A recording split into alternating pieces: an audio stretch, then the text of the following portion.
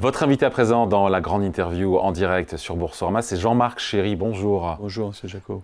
Directeur général et président du directoire de ST Microelectronics. Vous êtes là parce que hier, notamment, il y avait cette journée investisseur. Et ce qu'on a tous retenu, c'est ce décalage dans le temps de 3 ans de cet objectif de chiffre d'affaires de 20 milliards de dollars, non plus à 2027, mais à 2030. Voilà, donc vous restez optimiste malgré une année 2024 qui est très mauvaise, il faut le dire quand même. Je la qualifie pas de mauvais parce que c'est une correction de marché qui est très sévère. Et effectivement, comme on ne coupe pas nos dépenses de recherche et développement et nos dépenses marketing ou vente. Et pourquoi ? Parce qu'on croit dans le futur. Donc, encore une fois, on investit pour le futur. La high-tech, si vous coupez la R&D, si vous voulez, c'est comme une Formule 1. Vous loupez une saison, vous mettez 10 saisons à vous en remettre. Vous coupez la R&D une année dans le semi-conducteur, vous en remettez jamais. Et à la fin, vous avez disparu. Donc voilà, on a encore 13% de marge opérationnelle. Encore une fois, il n'y a pas de drame non plus. Voilà, il n'y a pas de drame. Ce n'est pas compatible avec les niveaux d'investissement que l'on doit faire sur le long terme. Mais en tout cas, il n'y a pas de danger pour la compagnie. Vous aviez annoncé d'ailleurs en début d'année que l'année 2024 serait compliquée, mais au final, voilà, est-ce que c'est pire que ce que vous aviez escompté au niveau de la baisse, de l'effondrement, diront certains, de la demande ? Oui, non, mais sincèrement, c'est pire. Parce que bon, je regarde tout le temps les vidéos que je fais avec vous. J'en avais fait une au mois de janvier. Et j'avais annoncé un redémarrage sur le deuxième semestre qui n'est pas D'autres arrivé. acteurs avaient aussi dit la même chose. Oui, non, mais donc qui n'est pas arrivé. Et qui n'est pas arrivé pourquoi ? Il n'est pas arrivé parce qu'effectivement, le secteur automobile a à faire face effectivement à des challenges qui sont plus compliqués que prévu, notamment dans l'adoption du véhicule électrique. Et puis l'économie mondiale qui va piloter tout le secteur industriel est vraiment en difficulté aujourd'hui. En Chine, ce n'est pas redémarré. Les 5% de croissance donc, du produit intérieur brut, ils vont être atteints de façon très compliquée. Vous avez vu les implications qu'il y a sur l'Allemagne, donc sur l'industrie en Allemagne.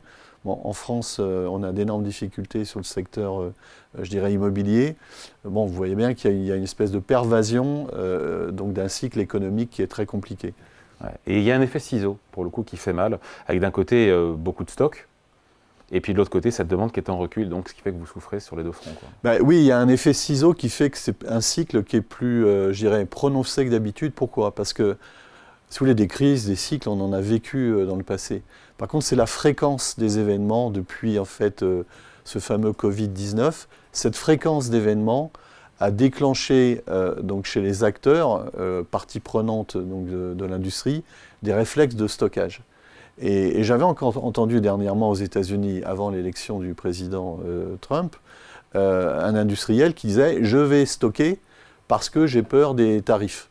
Donc si vous voulez, il y a toute une foultitude d'événements depuis 2020 qui fait qu'il y a des réflexes de stockage inhabituels qui se sont mis en place et qui, à un moment donné, quand on a à faire face à la réalité de la demande finale, vous demande de corriger parce qu'avec des taux d'intérêt forts, comme la trésorerie des entreprises n'est pas en général si forte que ça, vous êtes obligé d'ajuster ce qu'on appelle votre working capital. Les secteurs sur lesquels vous êtes positionné, c'est essentiellement l'industrie, l'auto et l'électronique personnelle. Sur l'auto, c'est quoi ? C'est la voiture électrique qui ne prend pas aussi bien que ça dans le monde, qui vous pénalise, ou c'est un peu réducteur de dire ça comme ça ? Non, c'est exactement ça. Il y a une trajectoire différente sur la croissance du véhicule électrique qui est liée... Partout ? Non, pas partout. Je dirais principalement dans le monde occidental et en Europe notamment, sur l'appétit effectivement des consommateurs finaux, pour des raisons qui sont justifiées, entre les facilités de charge, le coût de l'énergie, la revente en tant que véhicule d'occasion, l'inconnu sur la solidité de la batterie.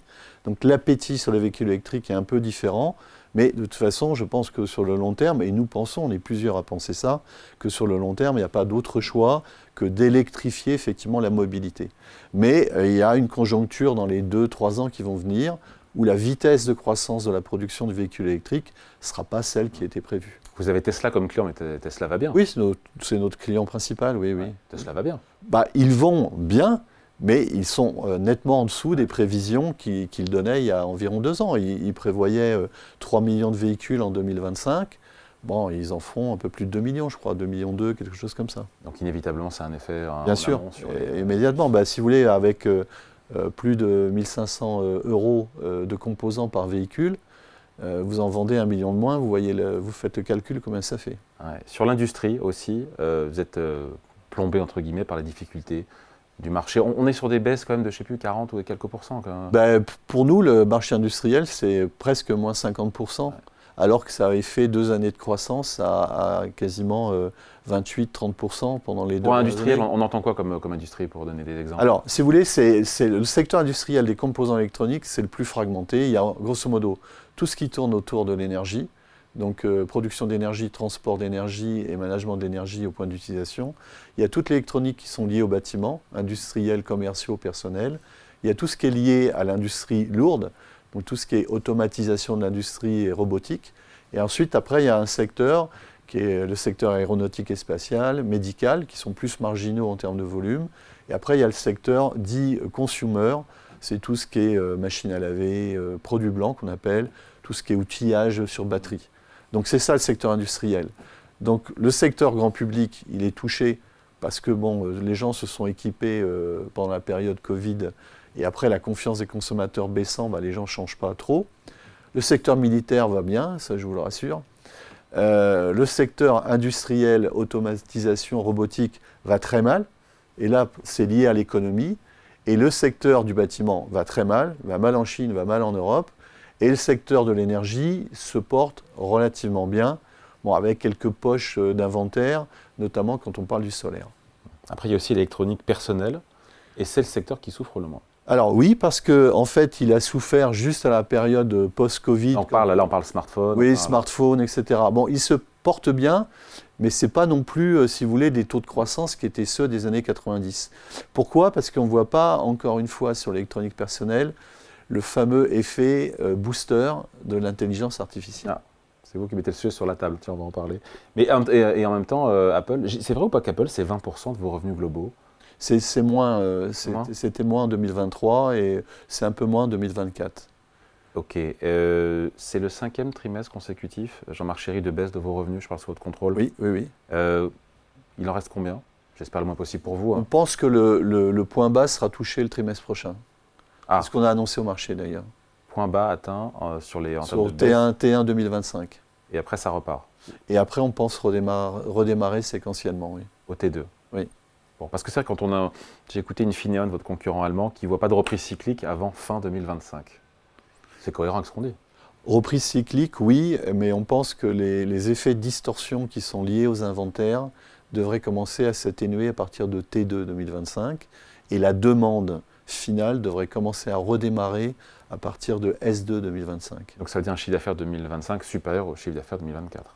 Alors ce n'est pas comme ça que je l'ai classifié. Ouais. Je l'ai classifié en année de transition. Et le consensus, si vous voulez, des analystes financiers, mais plutôt le chiffre d'affaires à peu près 12,6 milliards, 12,7 milliards.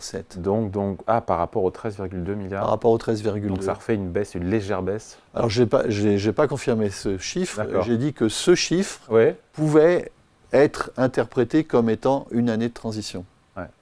Vous avez vu, c'est de la sémantique. Hein. Ouais, mais vous en saurez plus quand je viendrai vous voir fin janvier. D'accord, ok. Plusieurs centaines de millions de dollars. Juste parce que vous ne savez pas encore ou parce que vous affinez vos projections, parce que vous êtes Non, parce qu'en fait, sur le secteur... sur le secteur industriel, on n'a aucune visibilité. C'est ça. Le portefeuille de commandes que l'on a en haute possession a été divisé par 10 quasiment en 1 an et demi. Aujourd'hui, on a à peu près 1 mois et demi de visibilité devant nous. Ah ouais, non, c'est... Donc pour gérer, si vous voulez, des usines de plusieurs milliards, vous comprenez que c'est un défi assez important. Il faut faire des économies dans ces moments-là, vous avez prévu. Alors j'ai vu plusieurs centaines de millions d'économies d'ici 2027. Alors, il n'y a pas le choix, il faut réduire les coûts, vous sabrez où, donc pas la recherche et développement, ça j'ai compris. Oui. Comment vous faites? Non mais je ne pense pas qu'on n'appelle pas ça des économies. Si vous voulez, quand on a en face de vous un marché qui a baissé à peu près par rapport à ce qui devrait être de 50 milliards, quand vous avez effectivement le panorama de la compétition qui est profondément modifié, si vous voulez, par exemple en Chine, il y a 70 compagnies qui savent faire des microcontrôleurs aujourd'hui. Ils vont mettre à peu près 50 millions de wafers par an de capacité en plus. Donc il y a le marché automobile qui se transforme. Donc ce n'est pas une question d'économie, c'est une question de dire comment je fais évoluer mon outil industriel et ma structure de telle façon à anticiper et à m'adapter à ce que va être le panorama de la compétition dans les 5-10 ans qui viennent. Donc c'est une adaptation effectivement de la compagnie à une trajectoire qui est différente de celle qu'on avait anticipée il y a 2-3 ans. Ce n'est pas une question de... On n'est pas en situation de survie à couper, acheter les sacs de sable, etc. etc.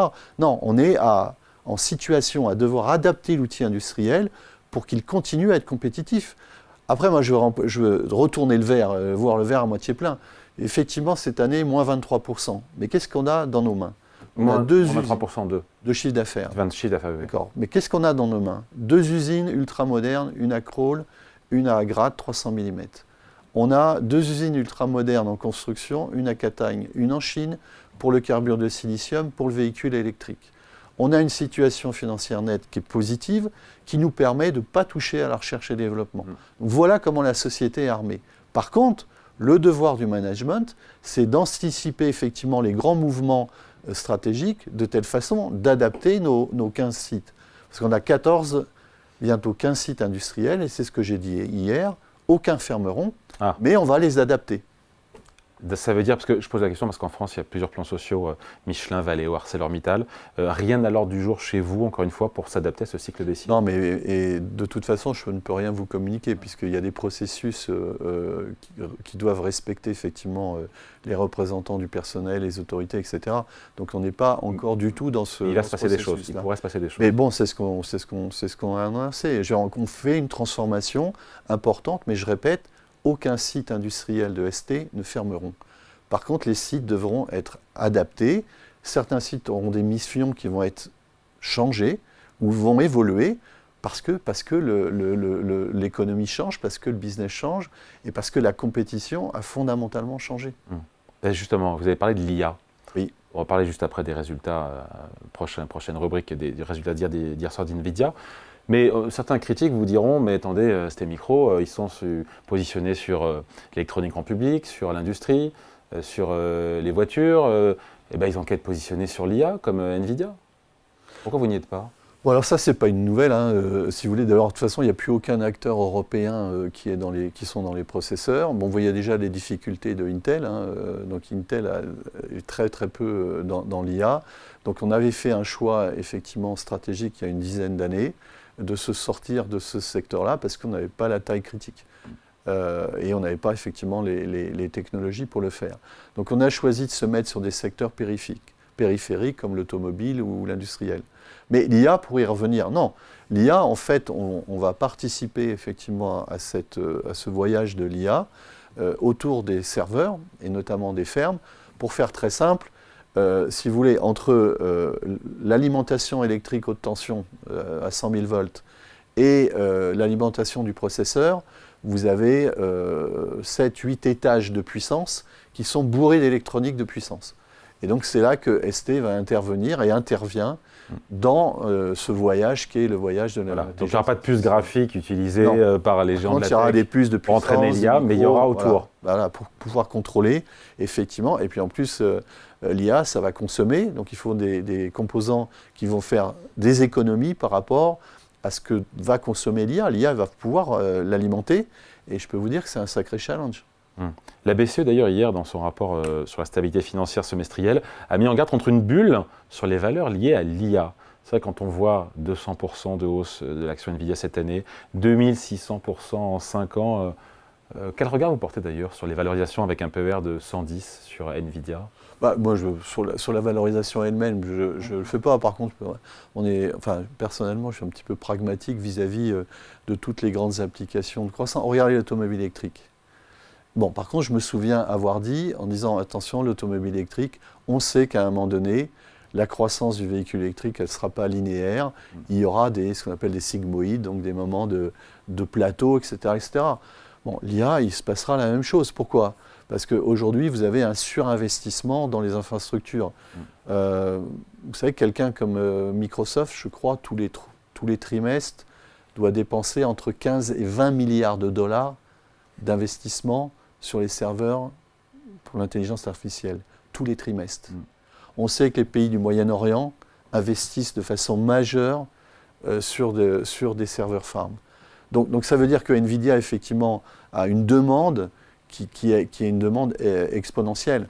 Mais aujourd'hui, dans la vie de tous les jours, la pervasion de l'IA dans l'utilisateur final, elle n'est pas encore complètement aussi claire que ça. Dans les entreprises, elle commence. Effectivement, c'est un bon outil de productivité individuelle. C'est un bon outil. Vous le voyez chez vous, d'ailleurs? Oui, on commence à le voir. Ne serait-ce que, si vous voulez, moi je fais partie d'un conseil, par exemple, d'administration. Le management dont je fais partie vous balance un document de 100 pages. Vous cliquez sur un onglet, IA, il vous fait une synthèse d'une page du document. Donc, mais vous voyez, ça vous rend feignant du cerveau quand même. Bon, après, il y a la partie processus industriel. Donc on utilise ST, l'intelligence artificielle, pour aller plus vite dans le diagnostic des pannes. Donc par exemple, quand on a une dérive de processus et qu'on s'aperçoit que c'est une machine qui dérive, avec l'IA, on sait aller très très vite sur le diagnostic et fixer la panne. Bon, et j'ai plein d'exemples de ce type. Donc l'IA est source de productivité. Est-ce que toute la question, au-delà des dizaines, centaines de milliards investis par notamment les géants de la tech dans l'IA, c'est à quand les bénéfices, encore une fois, dans le process de production, dans les services clients C'est en train d'arriver. Bon, c'est un petit peu, si vous voulez, aussi ce qu'on a annoncé dans notre plan d'adaptation. C'est ce qu'on a dit. On a dit, bon, il y a la partie industrielle qu'il faut adapter. Donc effectivement, c'est 15 sites qui verront leur mission évoluer, l'accélération du 300, etc. Et après, il y a toute la partie, effectivement, support, infrastructure, dont on espère effectivement des gains de productivité pour pouvoir faire plus de choses, avoir des bandes passantes plus importantes. Jean-Marc Chéry, on est sur Boursorama, évidemment, on a regardé le cours de bourse divisé par 2 depuis le début de l'année. Cette sanction, pour vous, elle est excessive ou vous dites, bon, il y a quand même eu 2 profit warnings sur l'année, c'est un peu logique ou c'est excessif, comme les marchés le sont à la hausse comme à la baisse? Si vous voulez, en valeur absolue, je ne sais pas commenter si elle est excessive ou pas. C'est après baisse de 23% de l'activité, c'est surtout par rapport de 44% du cours. Non, mais c'est surtout par rapport à nos pairs. Quand je compare effectivement notre capitalisation boursière par rapport à certains compétiteurs, j'ai effectivement du mal à ne pas être frustré. Voilà.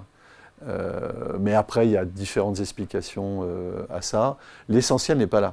L'essentiel est de digérer cette correction, passer cette période de transition de 2025, réaccélérer, positionner la compagnie sur les bons gisements de productivité et les bonnes technologies, et puis aller vers nos 18 milliards et nos 20 milliards.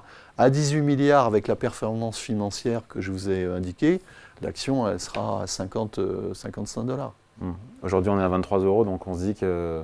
Il y a du potentiel. C'est pour ça que quand vous avez du potentiel de croissance, vous attirez les investisseurs. Le moment n'est pas venu encore de les attirer, parce qu'ils attendent de voir comment va se passer T1, ils attendent de voir comment...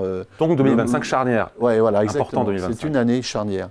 Charnière pour les sociétés, charnière pour les pays, charnière pour les gouvernements. Et pour ST Micro. Merci pour cet entretien, toujours un plaisir de parler avec vous. Jean-Marc Chéry, merci beaucoup, bonne journée. Directeur général et président du directoire de ST Microelectronics. Interview à revoir en replay tout à l'heure dès 14 h. Merci. Merci, au revoir.